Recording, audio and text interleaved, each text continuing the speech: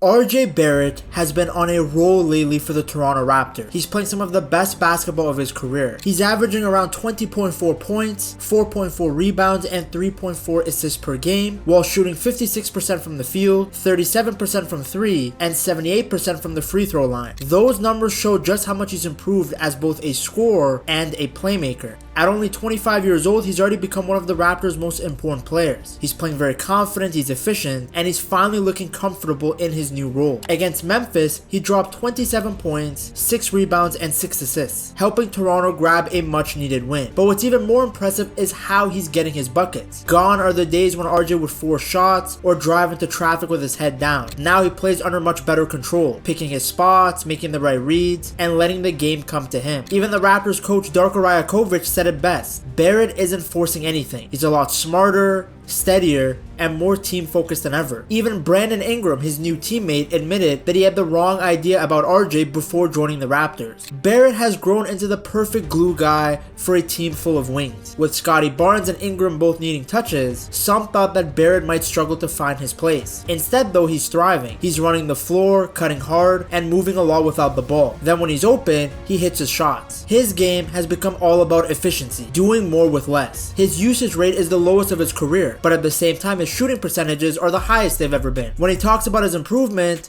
Barrett kept it very simple. He admitted that with Ingram there, it's a lot easier for him to get his shots. There's another threat out there that defenses have to worry about. As a result, Barrett is getting the ball in rhythm. And it's very obvious when you watch Toronto play. Whether it's a catch and shoot 3 off a pass, or a backdoor cut that leads into a dunk, Barrett is constantly moving and making himself available. He's learned when to attack and when to trust his teammates. And that's the kind of maturity that only comes from experience. That mindset also shows how far he's come and how long the road has been to get here. Let's rewind and look back at the journey that brought RJ Barrett back to the Six. His story started in Mississauga, Ontario, where he grew up surrounded by basketball. His father, Rowan Barrett, was a pro player who represented Canada internationally and later became the general manager of the Canadiens men's national team. So basketball was in his blood from day one. From an early age, he stood out. At 15, he was already one of the top young prospects in the country. He led Canada to its first ever gold medal at the 2017 FIBA Under-19 World Cup, scoring 38 points against the United States in the semifinal, a performance that really put him on the map globally. That same year, he moved to Florida to play for Montverde Academy, one of the best high school programs in the US. He dominated there, winning the Naismith High School Player of the Year and the Gatorade National Player of the Year, awards that had previously gone to names like LeBron James and Ben Simmons. By the time he graduated, he was the #1 ranked high school player in his class. So after dominating the high school scene, he decided to take his talents to Duke University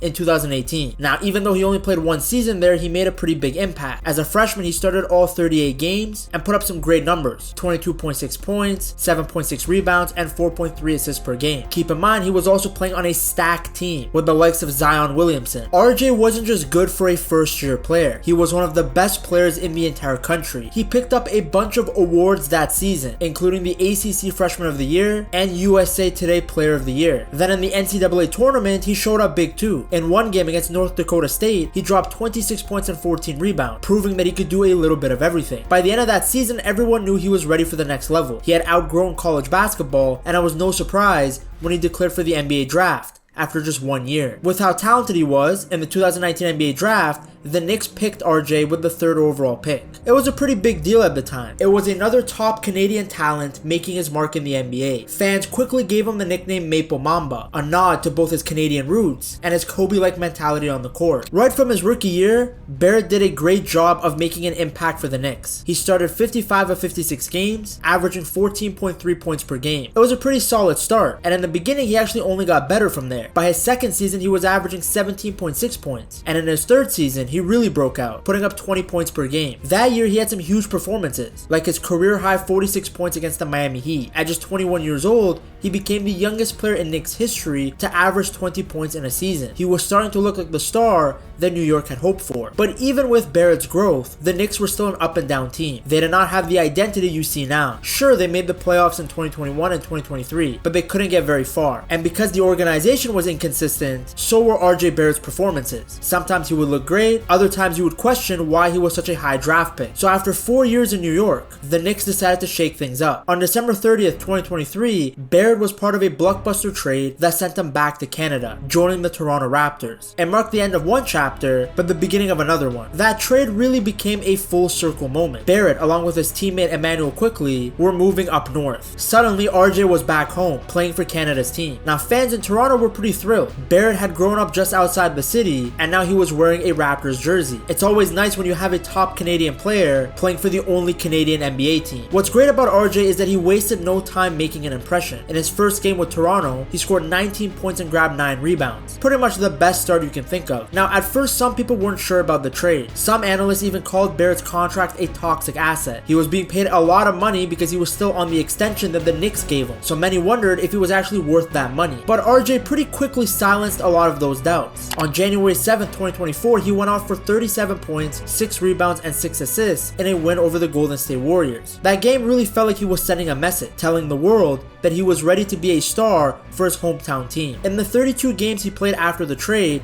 he averaged 21.8 points, 6.4 rebounds, and 4.1 assists per game, all while shooting an incredible 55.3% from the field. It was easily the most efficient stretch of his career up to that point, and he showed how comfortable he was playing back home. The next season, he settled in a little bit more. It was his first full year as a Raptor, and he looked like he belonged. He averaged about 21.1 points, 6.3 rebounds, and 5.4 assists per game. Pretty much career high numbers across the board. With Scottie being out injured at times, and the Raptors not having a ton of great players, he became Toronto's go-to guy, and he had to become a key leader both on and off the court. Despite it being a disappointing season for the Raptors as a whole, there were actually plenty of highlight nights for RJ Barrett. On November 1st, 2024, he dropped 33 points and added a career-high 12 assists against the Lakers. Just a couple of weeks later, he recorded his first career triple-double, 25 points, 10 rebounds and 15 assists in a big win over the Boston Celtics. That game showed just how well-rounded his game had become. He wasn't just a scorer anymore like he was on the Knicks. He was now a player who could run the offense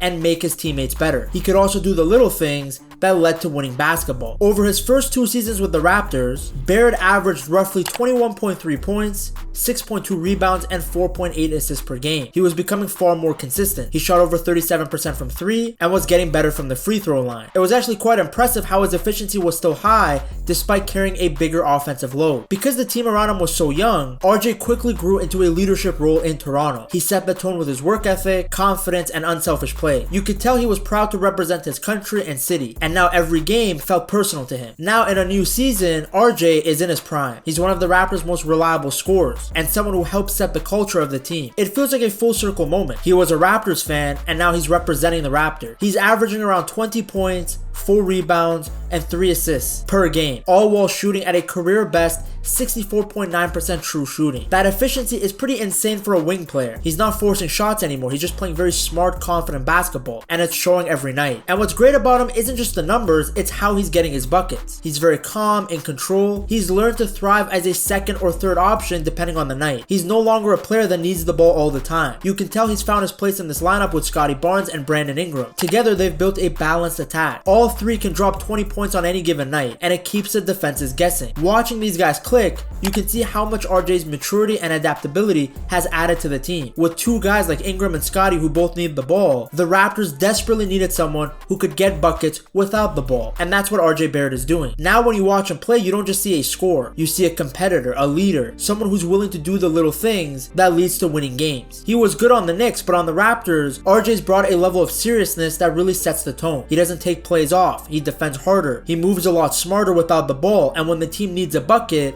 then he steps up. He doesn't need to be the flashiest player on the floor. He's the steady, dependable guy who can be clutch when it matters the most. And like I stated earlier, there's something special about the way he carries himself. You can tell he takes pride in wearing that Raptors jersey, in playing for his country, in representing Canada on the big stage. He said it himself. He wants to win in Toronto in front of his family and friends, and you can feel that every time he checks into the game. I think that's why this chapter of his career hits so differently. He's not just chasing numbers or validation anymore. He's just put his head down and proving that he belongs in the conversation for some of the best wings in the league. And sure, people still bring up trade rumors and his contract, but watching him right now, he makes the team a lot better. He's very much the glue that keeps everything together, kind of like a bridge between the young core and the new stars. Every time he hits a tough shot or dives for a loose ball, you can feel the pride from the fans. This isn't just about basketball anymore, it's about seeing one of our own succeed. That's what makes RJ Barrett's story so powerful. He's the kid from Mississauga who dreamed of moments like this. The guy who grew up watching the Lowry and DeRozan era, and now he's living in it. He's back home playing the best basketball of his life. He's not just a part of the Raptors, he is a Raptor. Watching him grow into this current role, knowing everything he's been through to get here, is something that every fan and every Canadian can be proud of. Now the good thing for RJ Barrett is this team this year is a lot better than the team he played on the year before. To see just how good the new look Raptors are, you have to check out this video right here.